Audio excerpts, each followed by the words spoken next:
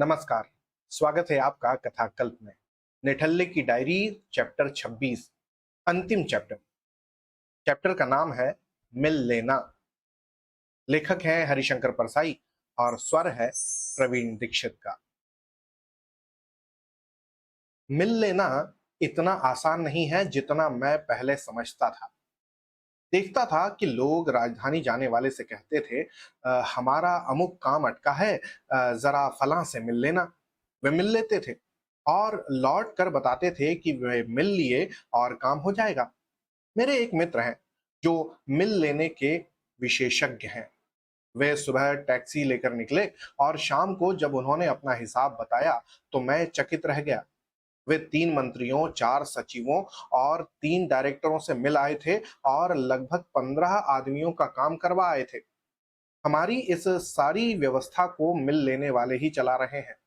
बड़ी कंपनियां हजारों रुपए वेतन पर राजधानियों में मिल लेने वाले रखती हैं, जिनका काम सिर्फ मिल लेना है।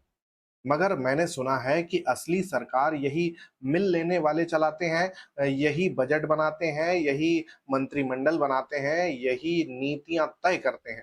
युद्ध और शांति भी सुना है इन्हीं मिल लेने वालों के इशारे पर होती है। पहले मैं मिल लेने को एक साधारण बात समझता था, पर एक अनुभव के बाद मानने लगा हूं कि इस काम के लिए विशिष्ट साहस, विशिष्ट प्रतिभा और विशिष्ट चतुरता चाहिए। सबसे यह नहीं बनता, मुझसे यह नहीं बना, थोड़ा बना भी तो बहुत भद्दे ढंग से बना। एक आदमी ने मुझसे एक दिन कहा, आप राजधानी जा रहे हैं, मेरा एक छोटा सा काम है, विभाग के प्रधान से जरा मिल लीजिए, वे आपको बहुत चाहते हैं। मैंने आपका हवाला दिया था तो कहने लगे कि वे तो मिलते ही नहीं, अपना काम करके लौट जाते हैं। आप 2 शब्द कह देंगे तो मेरा काम हो जाएगा। मैं राजी हो गया। राजधानी पहुंचकर जब मैं उनसे मिलने चला तो मेरे भीतर न जाने क्या होने लगा। जाऊं कि ना जाऊं? वे क्या सोचेंगे? सोचेंगे, लो, काम कराने आ गया, फायदा उठाने आप पहुंचा। कहूंगा कैसे? न कह सका तो क्या होगा? मैं बैठ गया। दूसरी तरफ से सोचने की कोशिश की। मेरा काम तो है नहीं, दूसरे के भले की बात है। दूसरे के लिए मांगने में क्या शर्म और झिझक। गांधी जी कितना मांगते थे, पर दूसरों के लिए मांगते थे, इसलिए बेखटके मांगते थे। चलो, मैं चल दिया। रास्ते में फिर मुझे कमजोरी आई और फिर मैंने उसे दबाया। आखिर दफ्तर से करीब 100 गज की दूरी पर मेरे मन में फिर दुविधा पैदा हुई। एक पेड़ की छांव में खड़े होकर मैं अपने मन को तरह तरह से तैयार करता रहा। आखिर यह तय करके कि अगले चक्कर में मिल लूंगा, मैं लौट आया।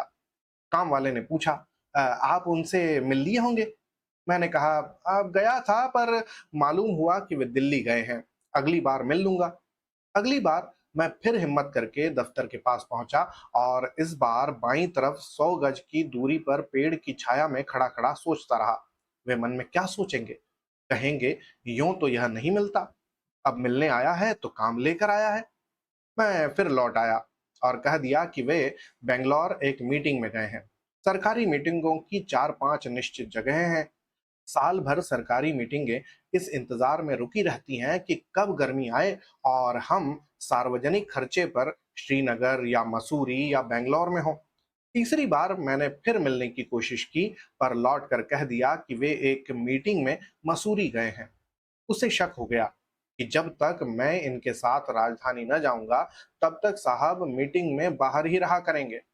उन्हें दफ्तर में वापस लाने के उद्देश्य से अगली बार जब वह मेरे साथ हो लिया, मुझे घबराहट होने लगी। इस बार मैं तभी बच सकता हूं जब सचमुच वे बाहर गए हों। घर पहुंचने के 2-3 घंटों के भीतर ही काम वाला पता लगा लाया कि वे यहीं हैं और कुछ दिन रहेंगे। पहले दिन मैंने कहा, आज मैं अपना काम निपटा लूं।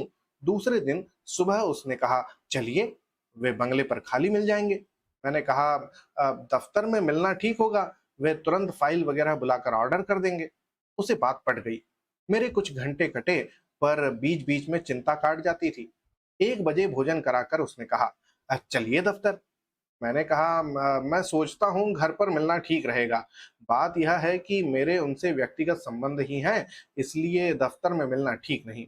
खुलकर बात भी नहीं हो सकेगी। वह मान गया। बोला, ठीक है, शाम को लगभग 8 बजे वे खाली रहते हैं, मैं आपको ले चलूँगा। शाम तक मैं यहाँ-वहाँ घूमता रहा, दोस्तों में बैठता रहा, पर खटका हमेशा बना रहा कि शाम को उनसे मिलना है। अब किसी तरह टल नहीं सकता। 8 बजे उन्होंने मुझे टैक्सी में बिठाया। तय हुआ कि बंगले के सामने से निकलेंगे और 100 गज आगे जाकर मैं टैक्सी से उतर जाऊंगा। वह टैक्सी में मेरा इंतजार करेगा। टैक्सी जब बंगले के सामने से निकली तो बरामदे में 2 आदमी खड़े दिखे। आगे जाकर टैक्सी रुकी तो मैंने कहा, अभी तो ये 2 आदमी वहां मिलने को खड़े हैं। इस वक्त जाना ठीक नहीं होगा। उसने कहा, वे बात करके जाने के लिए खड़े हैं, अब तक चले गए होंगे। मैंने कहा, नहीं, उनके खड़े होने के ढंग से ऐसा मालूम होता है कि मिलने के लिए आए हैं। उसने कहा, 2 मिनट मिलकर लौटते हैं, तब तक वे लोग चले गए होंगे। मुझे कुछ राहत मिली। जिनसे उसे मिलना था उसके घर के सामने टैक्सी रोक कर वह उतरा। कहा, आप बैठिए, मैं 2 मिनट में आता हूँ। थोड़ी देर बाद एक सज्जन आए और बोले, वाह साहब, ऐसा नहीं हो सकता कि घर पर आए और टैक्सी में ही बैठे रहें। 2 मिनट तो बैठना ही पड़ेगा। काम वाले ने बहुत जोर दिया कि इस वक्त बहुत जरूरी काम है, मैं इन्हें कल ले आऊंगा। पर उन सज्जन ने मुझे उतार लिया और मैं उतर गया। बैठक में पहुंचकर सज्जन बोले, चाय तो पीनी ही पड़ेगी। मैंने कहा, हाँ हाँ, चल जाएगी। काम वाला घबरा उठा, बोला, देखिए, चाय में देर लगेगी, एक जगह जरूरी जाना है। सज्जन ने कहा, बस 2 मिनट लगेंगे।